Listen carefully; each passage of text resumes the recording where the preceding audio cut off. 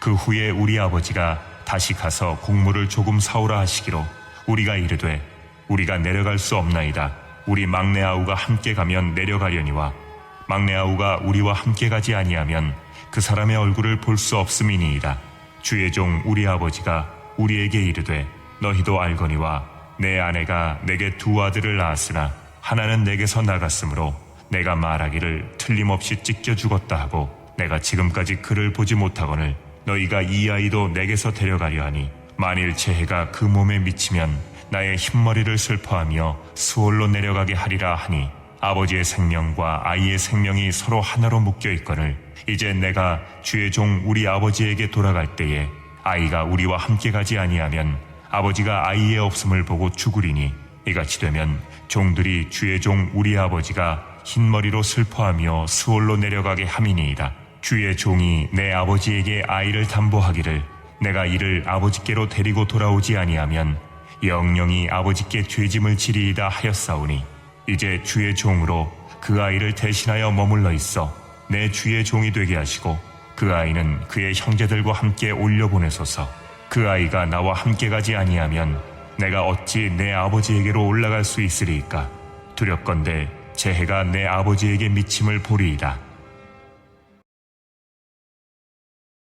고개를 들고 제디에 있는 십자가를 바라보세요. 하나님께서 그 얼굴을 향하여 저와 여러분을 바라보시고 구원을 베풀어 주실 줄로 믿습니다. 한번 따라 하십니다. 예수님의 명령대로 전도에 힘쓰는 교회. 전도는 기쁜 소식입니다.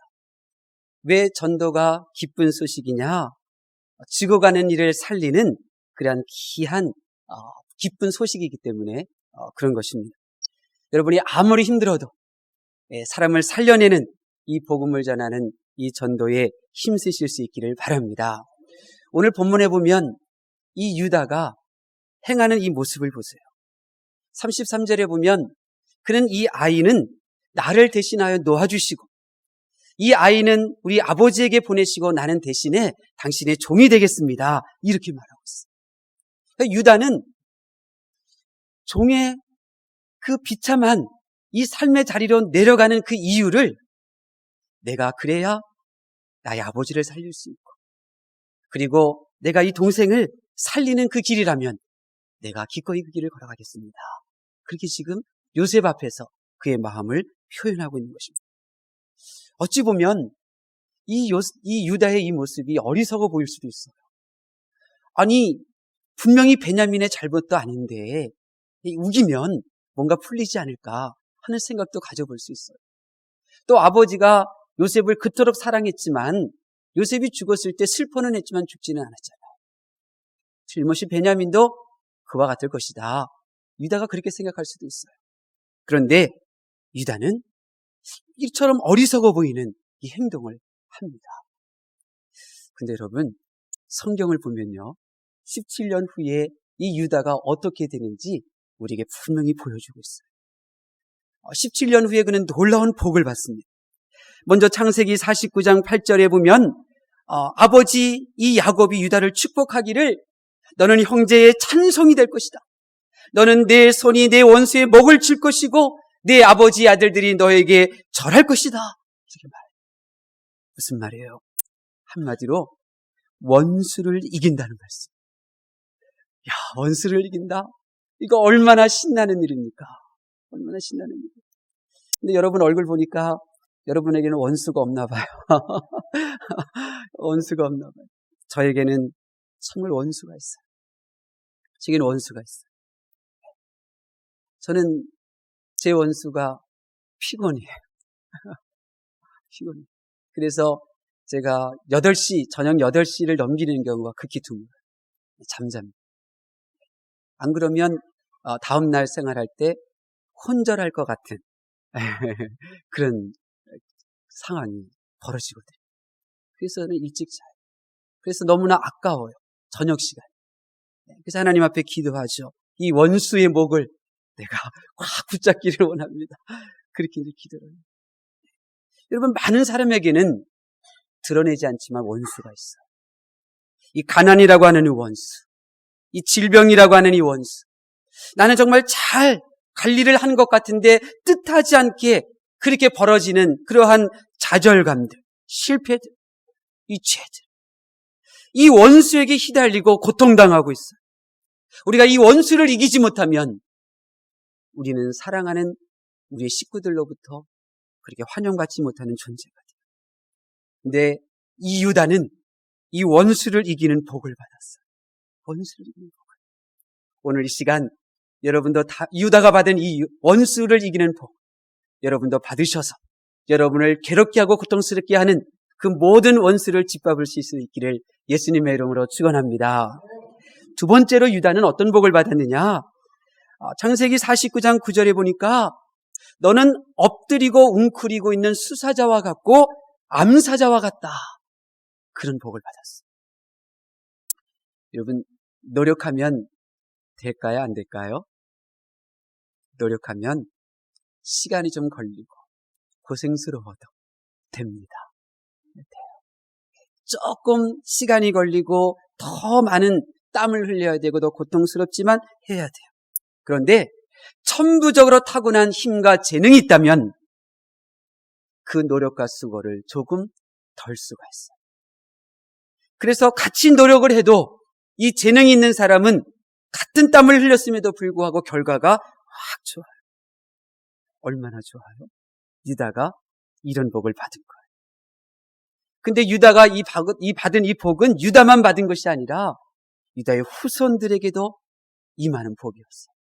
그래서 후손들이 천부적인 힘과 재능을 개발하고 그리고 자기의 재능을 썩히지 않는 그러한 복을 받았던 거죠. 여러분도 오늘 이 복을 받으실 수 있기를 바랍니다. 또한 이 유다가 받은 복이 그것이 전부가 아니었어요. 창세기 49장 10절에 보니까 규가 유다를 떠나지 아니하며 통치자의 지팡이가 그 발 사이에서 떠나지 아니하기를 그에게 모든 백성이 복종하리로다. 하나님께서 이 유다를 영원토록 통치자가 되도록 높여주신 거예요. 통치자가 되도록. 사람들이 고통스럽고 괴롭고 그렇게 만드는 그런 지휘자가 아니라 그러한 지도자가 아니라 모든 사람들이 제발 우리를 다스려 달라고 모든 사람들이 유다와 그의 후손들 앞에 나아가 우리를 통치해 달라고 구하는 그러한 지도자로 삼아주신다는 거죠. 얼마나 좋아. 저는 유다가 받은 이 복을 보면서 사모하는 마음이 생겨요. 나도 이 복을 받았으면 좋겠다. 근데 여러분, 복은요 아무나 받는 것이 아니에요. 그와 같은 복을 받을 삶을 살아야 돼요. 그래서 하나님께서는 오늘 이 시간 여러분에게 말씀하시는 거예요. 하나님은 유다에게 주신 이 복을 드러내시고 그리고 유다가 받은 이 복을 나도 받았으면 좋겠다. 사모하는 마음을 여러분들이 품게 하셔서 유다에게 준 이 복을 하나님께서 여러분에게도 주었으면 좋겠다. 지금 말씀하고 계십니다. 사랑하는 성도 여러분, 오늘 이 시간 하나님께서 유다가 어떻게 해서 이 복을 받았는지 우리들에게 말씀해 주실 거예요. 여러분도 유다의 그 삶을, 유다가 걸어간 그 길을 여러분도 사모하시고 그리고 성령 하나님 의지하셔서 유다가 받은 이 복을 여러분의 것으로 삼으실 수 있기를 바랍니다. 그래서 원수의 머리를 짓밟자고요. 원수의 머리를 짓밟아요. 우리가 노력하고 수고한 것에 대한 대가를 얻자고요. 그리고 정말 많은 사람들을 고통스럽게 다스리는 것이 아니라 그들을 잘, 그들이 더 좋아지도록 그렇게 사람을 다스리는 그 복을 누리시기를 예수님의 이름으로 축원합니다. 성령님께서 도와주실 줄로 믿습니다. 자, 그러면 도대체 유다는 어떻게 살았길래 이 엄청난 복을 받았을까? 우리가 유다가 받은 이 복을 내가 받으려면 내가 이제 어떻게 살아야 되는가? 한번 따라하겠습니다. 유다는 사람을 살려주는 삶을 살았다. 나도 사람을 살리는 삶을 살아야지. 여러분, 유다는 사람을 살려내는 삶을 살았어요. 하나님께서 사람을 살려내는 그 유다의 모습을 보시고 하나님께서 그에게 복을 주십니다. 자, 보세요. 그가 어떻게 살렸는가? 먼저는 그 애가 손해가 되고 이익이 없어도 사람을 살려내려고 했었어요. 그럼 야곱에게는 4명의 아들이 있었는데 야곱이 사랑했던 라헬에게 2명의 아들이 있었어요. 그런데 이 막내 아들 이 베냐민을 낳다가 이 어린 나이 이 요셉을 남겨두고 죽었어요. 그러니까 이 야곱이 이 요셉에 대한 애틋한 마음이 있어서 요셉에게 많은 사랑을 베풀었어요. 채색 옷도 입혀주고. 거기까지는 형들이 이해를 했어요. 아주 어리니까 어머니가 돌아가셨으니까 이해를 했어요. 근데 요셉이 형들이 잘못하는 그 모습을 보고 아버지한테 말씀을 드리고 그리고 아버지가 그것을 지적하고 책망하고 다시는 그와 같은 잘못을 저지르지 말라고 지적할 때에 이 요셉의 형들이 우리가 잘못해서 이렇지 우리가 돌이켜야지 이런 마음을 품은 것이 아니라 우리가 이렇게 야단맞고 인정받지 못하게 하는 것은 이 요셉 때문이로구나. 그래서 요셉을 미워하기 시작한 거예요. 그 요셉을 죽이고 싶을 정도로 미워했어요. 근데 하나의 기회가 생겼죠. 요셉이 꿈을 꾸고 그리고 자기 자랑을 하는 거예요. 그러자 요셉의 형들이 눈이 뒤집혀져서 요셉을 죽이려고 했어요. 근데 그들의 분노가 얼마나 컸던지 그의 첫째 르우벤이 아니야 이 동생을 죽이지 말자 반대를 했음에도 불구하고 다 요셉을 이 죽이는 일에 찬성을 했었어요. 지금 상황이 그런 상황이었어요. 그래서 르우벤도 다시는 동생을 살리자는 말을 하지 못하는 이런 상황이 되었어요. 이제는 돌이키기가 늦었어요. 이제 동생을 살리자는 말을 하는 것은 어리석은 그러한 시점이었어요. 그런데 그런 상황에서 유다가 말을 하는 거예요. 우리 동생 죽이지 말자. 그는 우리의 혈육이다. 그가 피를 흘리고 죽으면 우리에게 무슨 유익이 있겠느냐. 반대를 하는 거예요. 여러분 이미 대세는 기울었어요. 아무도 유다의 말을 들을 상황이 아니에요. 그럼에도 불구하고 유다는 다시 한번 동생을 살리기 위하여 말하는 거예요. 하나님은 이 모습을 보시는 거예요. 네가 너에게 아무 도움이 되지도 않고 오히려 가만히 있는 것이 너에게 도움이 되는 일이지만 이렇게 살리기 위하여 네가 손해보는 일을 네가 자원하는구나. 하나님은 그것을 보시는 거예요. 그리고 그에게 원수를 이기는 이 놀라운 복을 주신 거죠.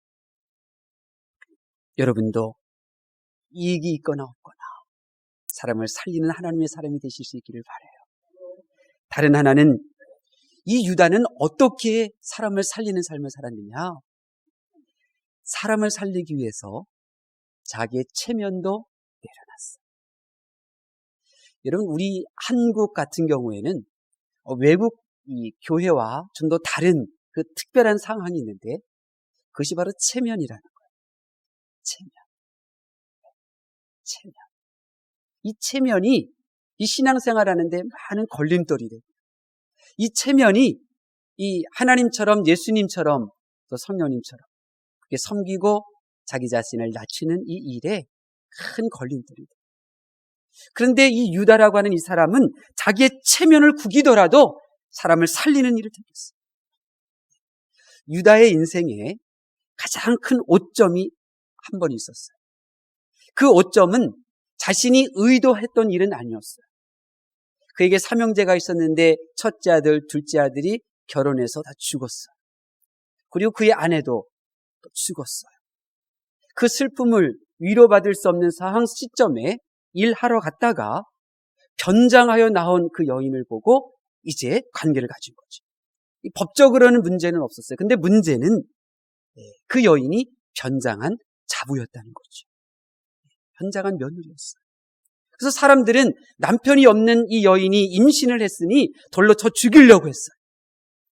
그런 상황 속에서 유다는 침묵하면 자기의 체면이 손상되지 않아요.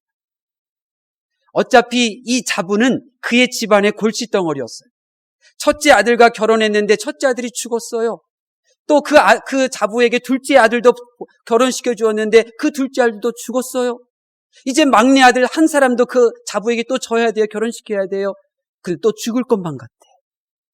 아들 하나밖에 없는데. 그러니 이 골칫덩어리였잖아요. 그러니 한 번 눈 딱 감으면 사람들이 이 여인을 돌로 쳐 죽이고 그의 체면도 살리고 그의 후손도 보존되어지고 일거양득이에요. 여러분은 어떻게 하겠어요? 근데 유다는 자기 체면을 길어요. 자기의 부끄러움, 자기의 치부를 그대로 드러내요. 왜요? 그 여인을 살리기 위하여. 이 이야기가 어디에 나오냐면 창세기 38장에 나와요. 근데 이 창세기 38장의 위치가 어디냐면 지금 한참 요셉의 이야기가 지금 진행되고 있는 상황이었어요. 요셉이 어떻게 어머니를 여의었고 어떻게 지금 형들로부터 미움을 받았고 이제 막 형들에 의해 팔려나간 그 시점, 그래서 이 요셉이 어떻게 될까 생사가 궁금한 그 시점에 38장 유다 이야기가 턱쿵 들어가요. 그리고 39장에 가서는 보디발의 집에 팔려갔던 요셉의 이야기가 다시 진행되어져요. 저는 성경을 읽으면서 왜 뜬금없이 요셉의 이야기를 하다가 이 유다의 이야기가 중간에 끼어드는가? 나는 참 궁금했었어요. 이해가 되지 않았어요. 구약학 교수님에게도 또 히브리어 이 창세기 공부하면서도 풀리지가 않았어요. 그런데 오늘 말씀을 준비하면서 알게 됐어요. 왜 뜬금없이 유다의 이야기가 요셉의 이야기 중간에 덜컥 하나님께서 들여보내주셨느냐? 유다가 이런 삶을 살았다는 것을 계속해서 우리들에게 기억시켜주는 거예요. 유다는 사람을 살리는 삶을 살았어. 그래서 창세기 44장에도 지금 아버지를 살리려고 동생을 살리려고 하잖아. 그랬기 때문에 창세기 49장을 펼쳐봐. 이 유다가 12형제 중에 가장 큰 복을 받은 거잖아. 사람을 살리지 것, 잊어버리지 말라고 그렇게 하신 거예요. 유다는 사람을 살리기 위하여 체면도 내려놨어요. 그것을 하나님께서 보시고 그에게 통치의 권세, 사람으로부터 존귀함을 받는 위치로 올려놓으신 줄로 믿습니다. 다른 하나, 그가 살리기 위해서 어떤 삶을 살았는가? 행동했어. 실천했어. 오늘 본문에 보면 유다는 스스로 종이 되겠다고 나섭니다. 33절에 유다는 이렇게 말하는 거예요. 이 아이를 대신하여 나를 잡으십시오. 이 아이를 놓아주시고 나를 종으로 삼으십시오. 여러분, 그 자리에 있던 형제들 알고 있었어요. 이 우리들 가운데 한 사람이 누명을 쓰고 종이 되어 여기에 갇혀있지 아니하면 흉년이 들어 굶주리고 있는 우리 식구들 다 굶어 죽는다는 것을 그들은 모두 알고 있었습니다. 막내 베냐민 없이 돌아가면 늙으신 아버지가 슬픔에 겨워 죽게 된다는 것을. 이 사실 모르는 사람 없었어요. 그런데 자신이 종이 되겠다고 행동으로 옮긴 사람은 유다 한 명이었습니다. 알아도 행하지 않았어요.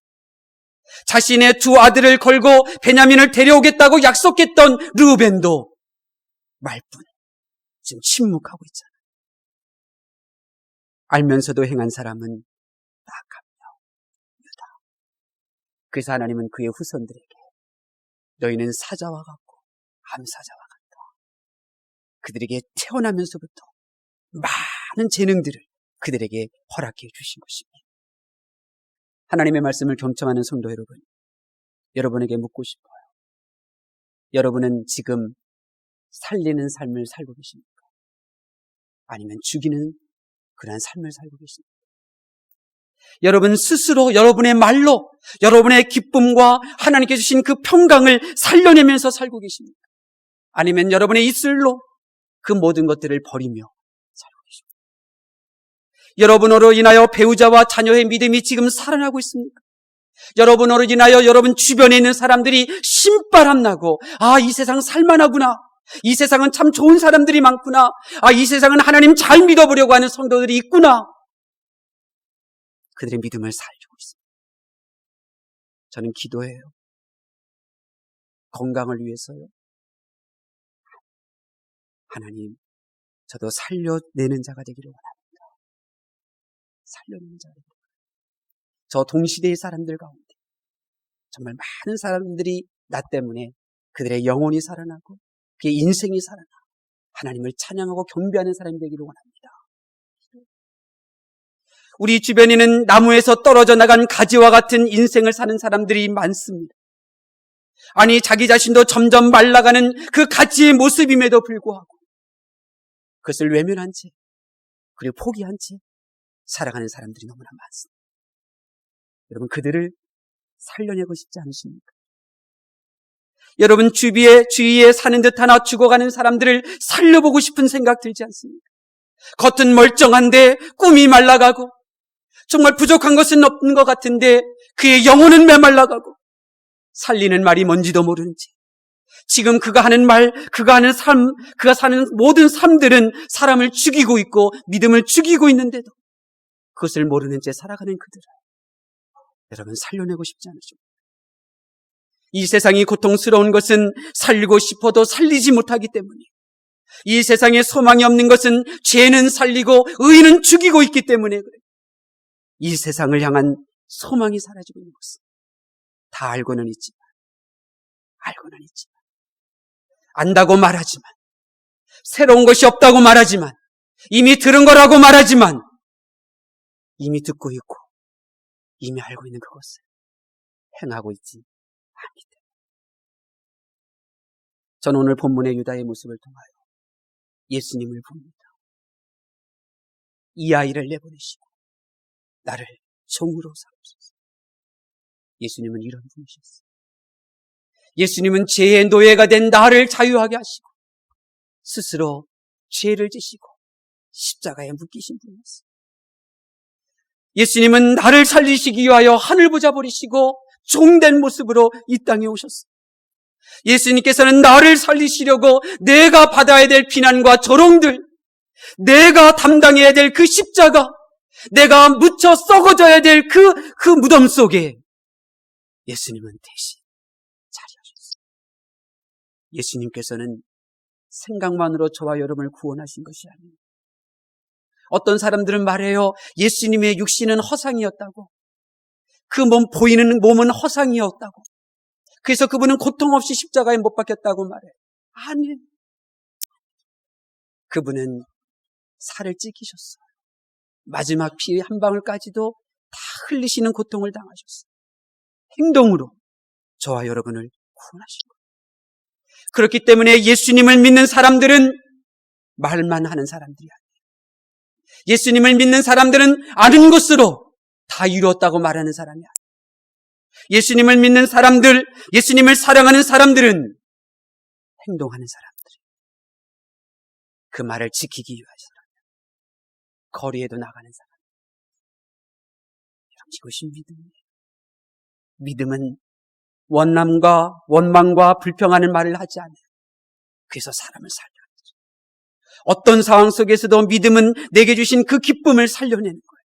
상황에 따라서, 나의 컨디션에 따라서 그렇게 죽는 말을 하는 것이 아니에요. 그게 믿음이에요. 믿음은 내게 주신 평안도 살려내요. 내게 하나님께서 정말 나 자신을 보아도 무능력해 보이고 한심해 보여도 나를 향한 그 하나님의 놀라운 계획을 믿기에 다시 일어나고 다시 하나님을 부르짖고 하나님을 의지하는 것이 바로 믿음이에요. 다시 살아보려고, 다시 믿음으로 해보려고, 다시 하나님을 바라보는 것이 믿음이죠. 그렇기 때문에 믿음은 아는 것으로 만족하지 않아요. 믿음은 지식의 유희를 즐기는 것이 아니에요. 믿음은 나로 하여금 십자가를 지게 하죠. 믿음은 나로 하여금 조롱받게 하죠. 믿음은 나로 하여금 손해를 보게 하죠. 20년 전에 한국에서 한의원 하다가 돈 많이 벌어서 그렇게 찜질방도 건설회사도 세우고 지내다가 쫄딱 망해서 사우디아라비아의 의사로 간 사람이 있었어요. 근데 그 사람이 침으로 이렇게 병 고치다가 어쩌다가 또 연결되어져서 사우디아라비아의 메카 주지사를 만나게 됐어요. 그 당시 메카 주지사가 누구였느냐면 그 당시 사우디아라비아 왕의 왕자였어요. 근데 이 메카 주지사가 이 한의사를 너무너무나 좋아하는 거예요. 그래서 어느 날 그렇게 말하더래요. 나보고 아버지라고 불러봐. 그래서 아버지 그랬더니 이 사람이 그러더래요. 너는 오늘부터 나의 양아들이야. 내 재산도 너한테 다 물려줄 거야.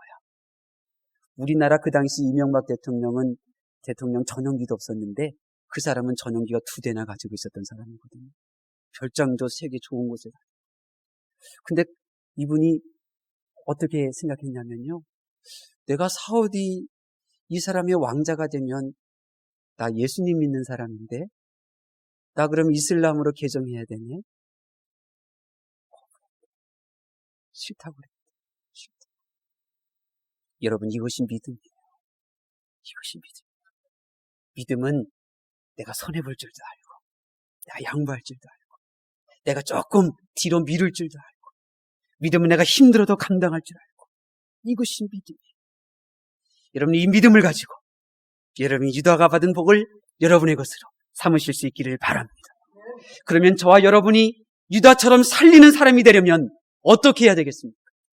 저와 여러분이 살리는 사람이 되려면 한 가지밖에 없어요. 예수님 안에 계셔야 돼요. 예수님 안에. 야곱이 축복을 받을 때에 이런 말씀이 있어요. 창세기 49장 11절에 놀라운 축복의 말씀을 전하고 11절에 이어서 그의 나귀를 포도나무에 매며 그의 암나귀 새끼를 아름다운 포도나무에 맬 것이며 또 그 옷을 포도주에 빨며 그의 복장을 포도즙에 빨리로다. 아멘. 포도나무가 뭐예요? 포도나무가 뭔데 나귀 새끼를 묶으라는 거예요? 나는 포도나무다. 예수님이 말씀하셨어요. 나귀는 일할 때 필요한 거예요.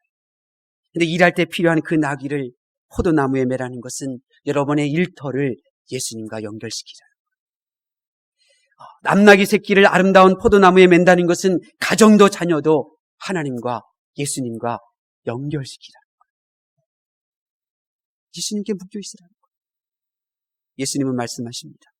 나는 포도나무여 너희는 가지라. 가지가 포도나무에 붙어있지 아니하면 스스로 열매를 맺을 수 없음같이 너희도 내 안에 있지 아니하면 그러하리라. 여러분 예수님이 나를 살리시는 줄로 믿습니다. 어떤 이도 살려내실 줄로 믿습니다. 그러므로 우리는 예수님 안에 머무셔야 되고요. 여러분의 삶의 자리를 예수님과 연결시켜야 돼요.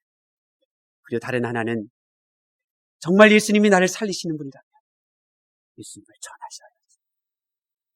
저는 예수님이 여러분 저의 생명을 살렸어요. 저는 이미 죽어 지금 이 시간에 존재할 수 없는 사람. 하나님이 나를 많이 살리셨어요. 군대에서도 살리셨고요. 또 사역하면서도 살리셨고 더 어린 시절에도 살리셨어요. 여러 번 하나님이 살리셨어요. 예수님이 나를 살리셨어요. 그래서 저는 예수님을 전할 수밖에 없어요. 여러분도 여러분이 예수님으로 인하여 살아났다면 그 예수님을 전하실 수 있기를 바랍니다. 우리 부학교회로 부름받은 성도 여러분, 예수님밖에 없어요. 여러분을 살릴 수 있는 것은 예수님 한 분밖에 없습니다. 다른 것은 가짜예요. 속지 마세요. 예수님만이 여러분의 인생을, 예수님만이 여러분의 가정을 살릴 수 있어요. 그러므로 이제 전하세요. 예수님을 진짜로 믿자고. 여러분의 구역 식구에게 우리 이제 예수님 진짜 믿자. 우리가 믿는 예수님은 살리시는 분인데 네가 지금 그렇게 살아나서 행동하지 못하는 거 보면 우리가 잘못 믿고 있는 거야. 전하셔요. 구역 식구들에게 힘드세요? 우리 예수님 진짜로 믿어서 예수님 우리 가정을 살려주고 예수님 우리 직장을 살리는 것 한번 경험해 봅시다. 전하셔요. 또 교회 밖에 나가서 아직 하나님을 모르는 이들에게도 전하세요. 인생길이 힘드세요? 예수님 믿고 우리 살아납시다. 전하실 수 있기를 바랍니다. 그러면 하나님께서 이 유다에게 주신 복처럼 여러분의 질병과 모든 피곤과 모든 실패와 죄의 원수를 무찌르도록 도와주실 줄로 믿습니다. 하나님께서 살리고자 하는 여러분의 모습을 보시고 유다에게 주신 것처럼 여러분의 잠재력과 또 여러분의 자녀들에게 없는 재능까지도 주셔서 그렇게 수고한 것 이상의 결과를 얻도록 도와주실 줄로 믿습니다.